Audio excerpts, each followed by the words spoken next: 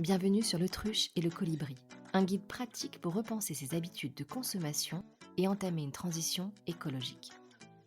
Je suis Delphine, simple éco-citoyenne, comme vous qui m'écoutez, et j'ai créé ce podcast pour faire ma part et nous aider, vous et moi, à ouvrir les yeux sur notre impact sur la planète.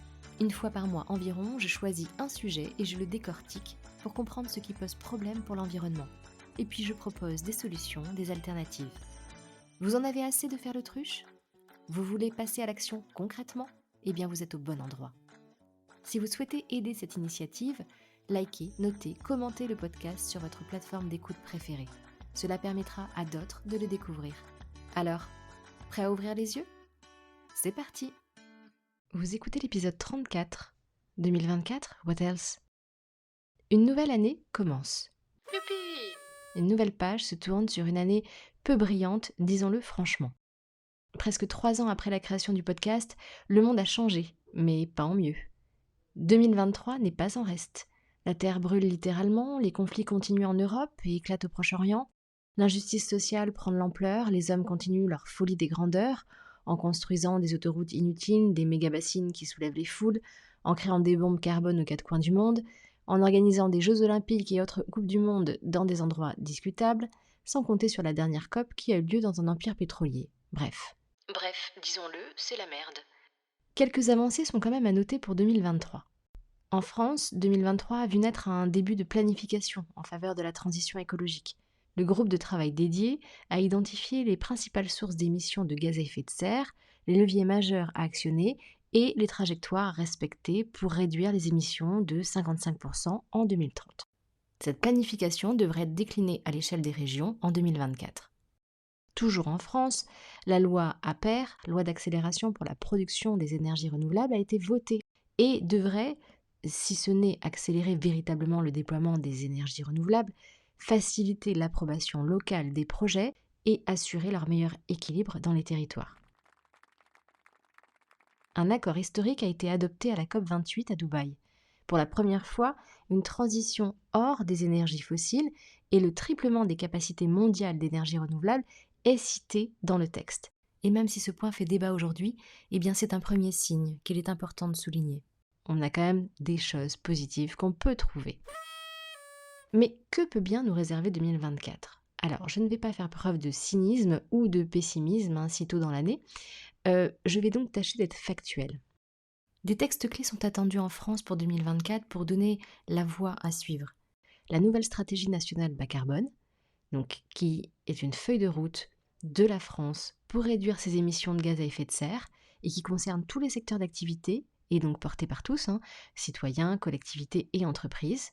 Mais il y a aussi la loi de programmation sur l'énergie et le climat qui doit définir les objectifs et les priorités d'action de la politique énergétique nationale pour sortir la France de sa dépendance aux énergies fossiles et répondre à l'urgence écologique et climatique. Le 3e plan national d'adaptation au changement climatique lui aussi est attendu. Il a pour objectif de préparer la France aux conséquences d'un réchauffement mondial de 1,5 degré en 2030, 2 degrés en 2050 et 3 degrés d'ici 2100. Si ces textes sont attendus, faut-il encore qu'il y ait des moyens associés derrière pour passer concrètement à l'action ? Et puis d'autres négociations internationales cette fois-ci sont en cours et il faudra attendre la fin de 2024 pour savoir par exemple si le premier traité contre la pollution plastique aboutira. Nous verrons bien ce que 2024 nous réserve. De façon concrète, voici ce qui change en France pour vous et moi au 1er janvier 2024. Les biodéchets doivent obligatoirement être triés pour être valorisés. Alors ils sont valorisés sous forme de compost pour l'agriculture ou les espaces verts, ou de biogaz destiné à un usage local ou réinjecté dans le réseau de gaz naturel.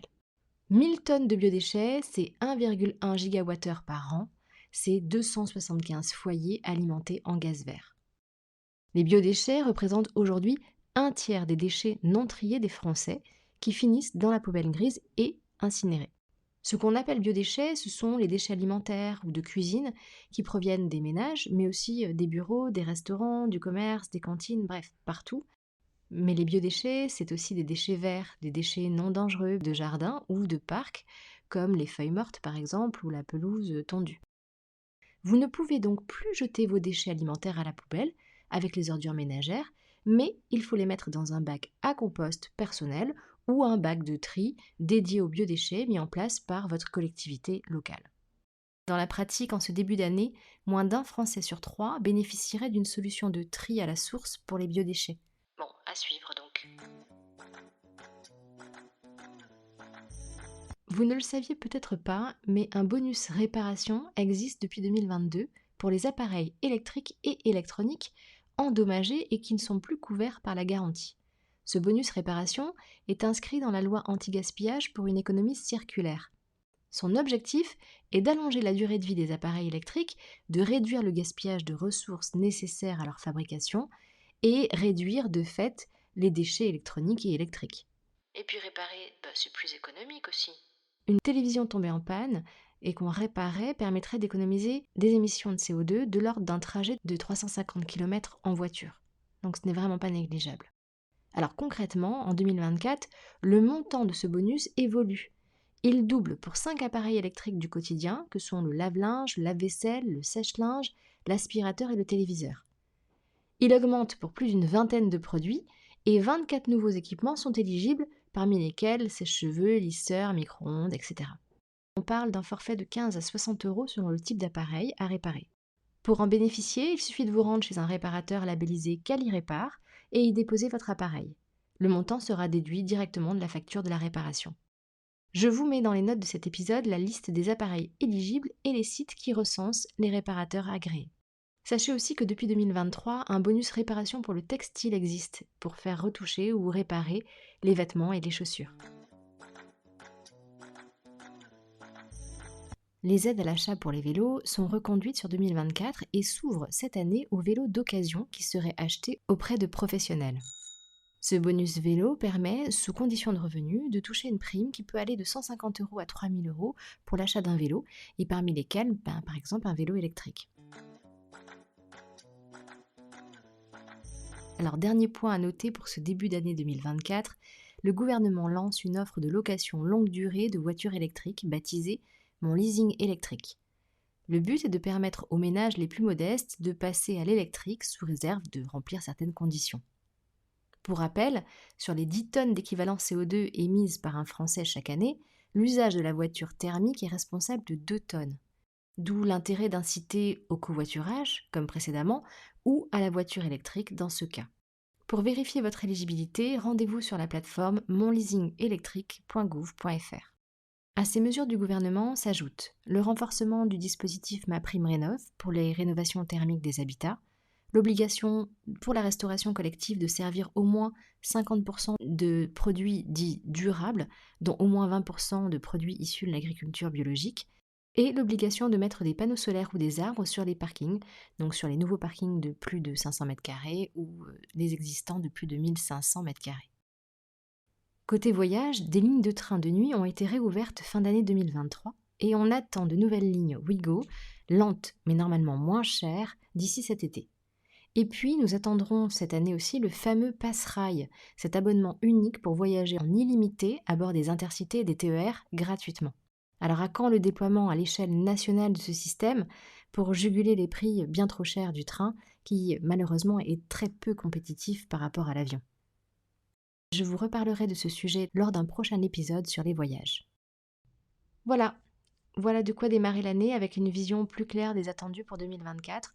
Et je pense que l'année nous réserve encore de nombreuses surprises. Je vous souhaite mes meilleurs vœux pour cette nouvelle année et n'oubliez pas, en 2024, on ne se laisse pas abattre. Oh non! Merci à vous de m'avoir écouté jusqu'au bout. Si vous appréciez cette initiative et que vous souhaitez l'encourager, laissez-moi une note sur Apple Podcast et en commentaire, n'hésitez pas à me suggérer un thème qui vous intéresse. Pour rester en contact entre chaque épisode, suivez l'Autruche et le Colibri sur Instagram ou Facebook. À très bientôt, au revoir.